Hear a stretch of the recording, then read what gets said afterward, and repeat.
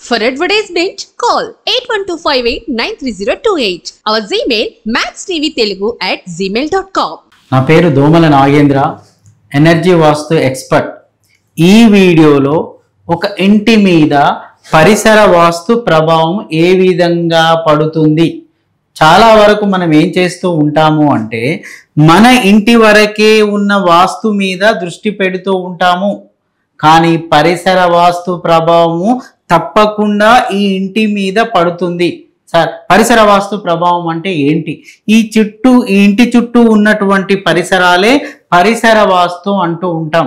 చిన్న ఎగ్జాంపుల్ మీకు చెప్తూ ఉంటాను. ఇది నార్త్ ఫేసింగ్ ఇల్లు అండి. ఇక్కడ నార్త్ ఫేసింగ్ ఇల్లు, ఇక్కడ వీళ్ళు మంచి ఎంట్రెన్స్ ఇచ్చారు. ఈ ఎంట్రెన్స్ బాగుంది, ఉత్తర ఈశాన్యం ఎంట్రెన్స్ బాగుంది. ఇంట్లో ఎలాంటి తప్పిదాలు లేవు. ఎక్కడ ఉండాల్సినవన్నీ సెప్టిక్ ట్యాంక్ అక్కడే ఉంది. ఇంట్లో ప్రతి రూము, ప్రతి ఎంట్రెన్స్, ప్రతి డోరు, కిచెను, పూజ గది అన్నీ చాలా బాగా ఇచ్చారు. సార్, ప్రాబ్లం ఎక్కడ వస్తుంది అని ఒకరు నన్ను ఇంటికి పిలిచారనమాట. వాళ్ళది నార్త్ ఫేసింగ్ ఇల్లు. సార్, వాస్తు తప్పు ఏమైనా ఉందా చూడండి. ఒక వాస్తు వ్యక్తిని తీసుకొచ్చి చూపించాము. సో ప్లానింగ్ కూడా బాగుంది అంటేనే ఇల్లు కట్టాము. కానీ ఆ ఇంట్లోకి పోయిన తర్వాత మాకు వ్యాపారము నడవడము లేదు. మాకు వ్యాపారము బాగుంటుందనే ఉద్దేశంతో నార్త్ ఫేసింగ్ ఫ్లాట్ తీసుకున్నాము. సో ఇక్కడ నిర్మాణం చేయించుకున్నాము. సార్, దీంట్లో తప్పు ఎక్కడ ఉంది అంటే నేను ఆ ఇంటికి వెళ్ళి చూసి నేనేం చెప్తానో తెలుసా, నిజంగా మిస్టేక్ ఎక్కడ లేకుంటే ఈ ఇంట్లో మిస్టేక్ ఎక్కడ లేదు. మరి ప్రాబ్లం ఎందుకు వస్తుందండి? మీరు వాస్తు దోషం ఇంట్లో లేదన్నారు, మరి ప్రాబ్లం ఎక్కడ వస్తుంది అంటే ప్రాబ్లం ఇక్కడ వస్తుంది. చూసుకోండి, ఇది నార్త్ ఫేసింగ్ అండి. ఇది నార్త్ ఫేసింగ్ ఇల్లు. ప్రాబ్లం ఎక్కడ వస్తుంది? ఇక్కడ ఒక ఇల్లు నిర్మించడం, ఇక్కడ ఒక ఇల్లు ఉంది. సో ఇది ఇక్కడ ఒక ఫ్లాట్ ఉంది. ఇది ఏ విధంగా ఉంది అంటే ఈ ఇల్లు ఏమో గ్రౌండ్ ఫ్లోర్కు మాత్రమే ఇది పరిమితమై ఉంది. ఇది గ్రౌండ్ ఉంది, G+3 ground floor, first floor, second, third floor వరకు కూడా G+3 వరకు కూడా నిర్మించి ఉంది. మీరు ఇక్కడ చూడండి, దీనికి ఉత్తరము దిక్కు ఉన్నటువంటి ఈ బిల్డింగ్ లేదా ఈ అపార్ట్మెంట్ దీన్ని మించిన ఎత్తుగా ఉంది. అంతేకాకుండా చాలా హైట్ తోటి చాలా బరువుగా ఉంది. అంటే ఉత్తరంలో వాస్తు ప్రకారము ఉత్తరము ఏంటి, మనకున్న ఇంటి దానికన్నా ఉత్తరం సైడ్ ఉన్నటువంటి ఇల్లు కాస్త కూస్తో చిన్నగా ఉండడము కానీ ఉండాలి, బరువు ఎక్కువగా ఉండకూడదు. కానీ ఇక్కడ ఏమైపోయింది, ఇక్కడ అపార్ట్మెంటే వచ్చి పడిపోయింది, బరువు పెరిగిపోయింది, దీన్ని మించిన హైట్ ఇటువైపు వచ్చింది. అప్పుడు ఉత్తరంలో బలము తగ్గిపోయింది. ఇంట్లో మాత్రం ఎలాంటి దోషం లేదు, కానీ పరిసర వాస్తులో ఈ దోషం ఉంది. అప్పుడు ఈ ఉత్తరముకు సంబంధించిన దోషము ఈ ఇంటికి వచ్చే అవకాశం ఉంది. కావున మీరు ఇంటి నిర్మాణము చేస్తున్నప్పుడు ఇది మీరు దృష్టిలో పెట్టుకొని మీరు మీ ఇంటి నిర్మాణాన్ని చేయండి. మరికొన్ని సందర్భాల్లో ఏం జరుగుతూ ఉంటుందంటే ఇక్కడ చూడండి, సరే నార్త్కి బిల్డింగ్ వచ్చింది, మరి సౌత్ వైపు ఏదీ లేదండి, దీనికి ఖాళీగా ఉంది. సౌత్ వైపు కానుక ఇలాంటి బిల్డింగే ఇటువైపు వచ్చినప్పుడు, సౌత్ వైపు వచ్చినప్పుడు ఇది కాస్త బ్యాలెన్స్ కావడానికి అవకాశం ఉంటుంది. నార్త్కు అపార్ట్మెంట్ ఉంది, సౌత్కు కూడా అపార్ట్మెంట్ ఉంది. ఈ సౌత్కున్న అపార్ట్మెంట్ దీనికన్నా హైట్గా ఉన్నప్పుడు ఇంకా మంచి ఫలితాలు ఈ బిల్డింగ్ తీసుకుంటుంది.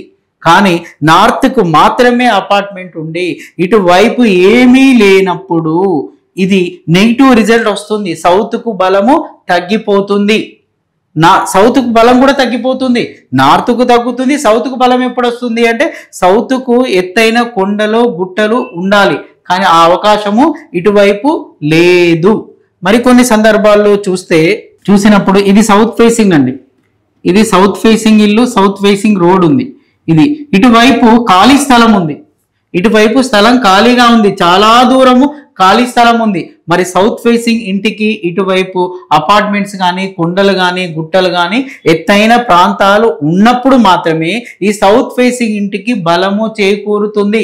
కానీ ఇక్కడ ఖాళీ స్థలము మనం వెళ్ళి చూస్తున్నప్పుడు చాలా ప్రదేశాల్లో సౌత్ ఫేసింగ్ ఖాళీగా ఉంటుంది. నేను అడుగుతూ ఉంటాను, ఇది ఎప్పుడు కడతారండి, అప్పుడు బలం వస్తుందంటే వారు కట్టే అవకాశం లేదండి, వాళ్ళు అలాగే ఓపెన్గానే పెడతారు, వాళ్ళకి ఆల్రెడీ సొంత ఇల్లులు ఉన్నాయి, ఇప్పట్లో వారు కట్టరు కూడా అన్నప్పుడు ఏమవుతుంది, ఇక్కడ సౌత్కు బలము పూర్తిగా తగ్గిపోతుంది. దానివల్ల వీరు ఆశించిన ఫలితాలు ఇంటికి వచ్చే అవకాశము తక్కువ. మరికొన్ని సందర్భాల్లో ఈస్ట్ ఫేసింగ్ ఇంటికి వెళ్ళినప్పుడు ఇక్కడ అడుగుతూ ఉంటారు, సార్ మాది ఈస్ట్ ఫేసింగ్ ఇల్లు అండి, కానీ కట్టినప్పటి నుంచి మాకు బాగా లేదు, మంచి జరగడం లేదు, ఎందుకు? మాది ఈస్ట్ ఫేసింగ్ ఇల్లే మాకు కలిసి వస్తుందని అంటేనే పోటీ పడి ఎక్కువ రేటుకు మేము కొన్నాము ఈ ఇల్లును, అయినా మాకు ఎందుకు కలిసి రావట్లేదు, ఈ ఇంట్లో ఏమైనా పొరపాటు ఉందా అంటే నేను వెళ్ళి చూస్తే ఈ ఇంట్లో ఎలాంటి తప్పిదాలు లేవు, కానీ ఎక్కడ తప్పిదం జరిగింది అంటే ఈ ఇంటికి ఈశాన్యము మూలకు ఇక్కడ అంటే ఈ రోడ్ ఉంది కదా, ఈశాన్యం ఈ రోడ్డుకు ఈ కార్నర్లో ఒక పెద్ద అపార్ట్మెంట్ ఉంది. ఈశాన్యము ఇక్కడ ఈశాన్యంకు పెద్ద అపార్ట్మెంట్ ఉంది అంటే మీరు ఏమంటారు, సార్ ఈ ఈస్ట్ ఫేసింగ్ రోడ్ కదండి, రోడ్ దాటిన తర్వాత ఎన్ని ఉంటే మనకు సంబంధం లేదు కదా అంటే పొరపాటు. ఈ రోడ్డు పక్కన ఉన్న పరిసరాల వాస్తు ఎఫెక్ట్ అంటే ఇదే. సో ఇది ఈశాన్య మూలకు వచ్చినప్పుడు ఇక్కడ అతి పెద్ద అపార్ట్మెంట్ ఉంది, దీన్ని మించిన అపార్ట్మెంట్ ఉంది, దీన్ని మించిన బిల్డింగ్ ఉంది, అప్పుడు ఈశాన్యం విపరీతంగా బరువుగా మారిపోయి ఆ ఇంటికి ఈశాన్య దోషము ఏర్పడుతుంది. మరి ఒకవేళ ఇక్కడ నైరుతి మూలకు ఈ ఏరియాలో కనుక అతిపెద్ద అపార్ట్మెంట్ అంటే దీన్ని మించినటువంటి అపార్ట్మెంట్ ఇక్కడ గనక ఉంటే, ఇక్కడ గనక దీన్ని మించిన బిల్డింగ్ ఉంటే బరువు పెరిగి ఇది బ్యాలెన్స్ కావడానికి అవకాశం ఉంటుంది. ఇది పూర్తిగా సార్ ఖాళీగానే ఉంది, ఇప్పట్లో కట్టలేరు అని గనక అంటే, ఇప్పట్లో కట్టలేరు అని అంటే ఇది నైరుతి దోషంగా మారిపోయి నైరుతిలో ఎప్పుడైతే బలం ఉండదో, ఈశాన్యంలో బరువు ఎప్పుడైతే పెరిగిందో ఆ ఇంటికి యజమాని గాని యజమాని పెద్ద కొడుకు గాని ఎదగలేకపోతాడు, వారు ఆశించిన శుభాలు ఆ ఇంటికి ఉండవు. దీనినే పరిసర వాస్తు అని మనం అంటూ ఉంటాము. సో చూసుకోండి సార్, ఇవన్నీ మాకు తెలియదు అంటే పరిసర వాస్తు కూడా చూసుకోవాలి. ఈస్ట్ ఫేసింగ్ ఇంటికి వెళ్ళాం కదా, ఒకటేసారి నెగిటివ్ జరిగింది కదా అని అనడానికి కారణం ఏంది, ఇంట్లో తప్పిదమేమి లేదు. కానీ ఇంక కొన్ని సందర్భాల్లో ఎలా జరుగుతూ ఉంటుంది అని అంటే ఇక్కడ చూసినప్పుడు ఇక్కడ ఒక పెద్ద అపార్ట్మెంట్ కానీ ఒక పెద్ద బిల్డింగ్ కానీ ఉంటుంది. ఇక్కడ ఈ అపార్ట్మెంట్ బిల్డింగ్ ఇక్కడ పెద్దది వచ్చినప్పుడు ఇది ఏమవుతుంది, దీన్ని మించిన బిల్డింగ్ వస్తుంది తూర్పు భాగానికి. ఎప్పుడైతే దీన్ని మించిన బిల్డింగ్ వస్తుందో తూర్పుకు బరువు పడుతుంది, అది ఇంట్లో ఉన్న యజమాని మీద నెగిటివ్ రిజల్ట్ చూపుతుంది. అది బరువు పెరుగుతూ ఉంటుంది, తూర్పుకు విపరీతమైన బరువు పెరుగుతూ ఉంటుంది. దీన్ని బ్యాలెన్స్ చేయాలి అంటే వెస్ట్కు కూడా మనము దాన్ని మించిన బిల్డింగ్ ఉన్నప్పుడు ఇది దీన్ని బ్యాలెన్స్ చేస్తుంది వెస్ట్ ప్లేస్. అందుకే ఇక్కడ ఏమంటాము, పడమరకు కొండలు కానీ గుట్టలు కానీ ఉండడం వల్ల శుభ ఫలితాలు వస్తూ ఉంటాయి. సరే కొండలు గుట్టలు ఇప్పుడు మనకు కనబడట్లేవండి, అవి ఉండే అవకాశము కూడా లేదు, ఉన్న వాటినే తొలగిస్తూ బిల్డింగ్లు కడుతున్న ఈ తరుణంలో అవి మనకు దొరకవు. అయితే ఇక్కడ అపార్ట్మెంట్ కానీ బిల్డింగ్ కానీ ఉంటే చాలా మంచి ఫలితం వస్తుంది. ఇక్కడ ఏమంటారు, ఇక్కడ కంప్లీట్ గా ఖాళీ ఉంటుంది. అప్పుడు ఏమైపోయింది, ఈస్ట్ ఫేసింగ్ ఇంటికి తూర్పు దిక్కు విపరీతంగా బరువు పెరిగిపోయింది, ఈశాన్యం దిక్కు విపరీతంగా బరువు పెరిగిపోయింది. సో నైరుతిలో ఈ పడమర దిక్కు ఖాళీ స్థలం ఉంది, అప్పుడు ఫలితము ఆశించిన ఫలితము ఆ ఇంటికి రాదు. అందుకే ఏమని చెప్తాను, ఈస్ట్ ఫేసింగ్ ఇల్లైనా నార్త్ ఫేసింగ్ ఇల్లైనా పరిసర వాస్తు ప్రభావము పడుతుంది. ఏ ఫేసింగ్ అయినా పర్వాలేదు, పరిసర వాస్తు ప్రభావం పడుతుంది. ఒకవేళ మీరు వెస్ట్ ఫేసింగ్ ఇలా అనుకోండి, అప్పుడు ఇక్కడ బిల్డింగ్ ఉంటే దీనికి ప్రాణశక్తి వస్తుంది. వెస్ట్ ఫేసింగ్ ఇంటికి బిల్డింగ్ ఎటువైపు ఉంటే అది ప్రాణశక్తి వస్తుంది, బలము ఇంటికి ఏర్పడుతుంది, మంచి ఫలితాలను పొందుతూ ఉంటారు. లేదు అనుకోండి, ఇక్కడ వరకు మాత్రమే బరువు ఉందనుకోండి, దాని ఎఫెక్ట్ ఈ వెస్ట్ ఫేసింగ్ ఇంటి మీద కూడా పడుతుంది.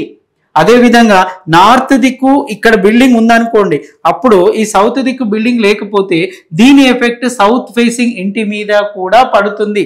అందుకే మీరు ఏం చేయండి అంటే ఒక ఇంటికి వెళ్ళినప్పుడు పరిసర వాస్తు ప్రభావము చూసుకోండి. పరిసర వాస్తు బాగా లేదనుకోండి, ఆలోచించి నిర్ణయం తీసుకోండి. సార్ ఈస్ట్ ఫేసింగ్ కదా, నార్త్ ఫేసింగ్ అని కొన్నాము, ఈస్ట్ ఫేసింగ్ అని కొన్నాము అంటే అక్కడ పరిసర వాస్తు బాగా లేదనుకోండి, ఫ్యూచర్లో కట్టే అవకాశాలు ఉంటే బాగానే ఉంటుంది. సార్ ఒక ఇల్లు కట్టిన తర్వాత మేము కూడా కడుతూ ఉంటాం.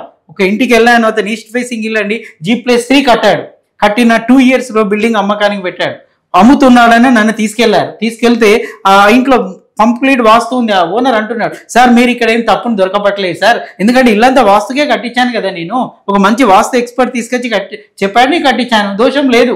అప్పుడు ఆ ఓనర్స్కి చెప్పాను, ఇంట్లో దోషం లేదు, పరిసరాల్లో దోషం ఉంది, చుట్టుపక్కల ఇల్లు లేనే లేవు, ఇక్కడ లేదు, ఇల్లు లేనే లేవు, బిల్డింగ్ G+3 ఉంది, పైనుంచి చూస్తే నైరుతికి బలం లేదు, పడమరకు బలం లేదు. అలాంటప్పుడు ఆ బిల్డింగ్లో పాజిటివ్ ఎనర్జీ ఉండదు. అందుకే అతను నష్టపోయాడు కాబట్టి అమ్ముతున్నాడు అని చెప్పాను. సో వారికి కూడా సబ్జెక్ట్ అర్థమైపోయింది. చివరికి వెళ్తున్నప్పుడు ఓనర్తో కూడా చెప్పాను, అంతా బాగానే ఉంది కానీ పరిసరాల్లో డిఫెక్ట్ ఉంది అంటే, సార్ మిగతా వాళ్ళు కడతారని అనుకున్నాను కానీ కట్టలేదు సార్, అందుకే నాకు మైనస్ జరిగిందా అని చెప్పి నాతో చర్చించిన సందర్భాలు చాలా ఉన్నాయండి. అందుకే పరిసరాల ఎఫెక్ట్ చూసుకొని మీరు ముందుకు పోవాలని నేను ఆశిస్తున్నాను. ఇలాంటి మిస్టేక్స్ లేకుండా మీరు మీ అపార్ట్మెంట్లో అయినా పర్వాలేదు, ఓపెన్ ప్లేస్లో అయినా పర్వాలేదు, గ్రౌండ్ ఫ్లోర్ అయినా పర్వాలేదు, ప్రతిదీ పరీక్షించుకొని ఇల్లు కొనాలి అన్నా ఇల్లు కట్టాలి అన్నా ఈ పరిసరాల వాస్తు మీద డిపెండ్ అయ్యి ఆలోచించి నిర్ణయం తీసుకుంటే మంచి ఫలితాలు వస్తాయని ఆశిస్తున్నాను.